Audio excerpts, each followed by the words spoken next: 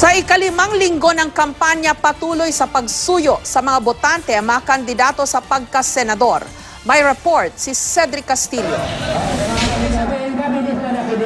Mga tribal leaders sa Zamboanga del Sur ang sinuyo ni Sharif Albani. Nasa Dumaguete si Rafi Alunan, habang mga abogado ang nakapulong ni Mary Colmenares sa Iloilo City.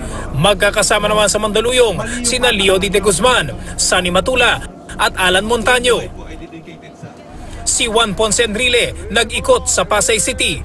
Kahapon nagkaravan sa Camanava sina Elmer Francisco at Dado Padilla.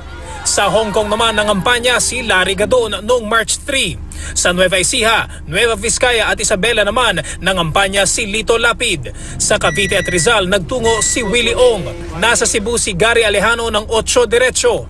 Habang ang hugpong ng pagbabago, mga taga Lucena City ang niligawan kasama sina Sunny Angara, Cynthia Villar, Bato de la Rosa, JV Ejercito, Jinggoy Estrada, Francis Tolentino, Jiggy Manicad, Dong Mangudadatu, Aimee Marcos at Bong Revilla.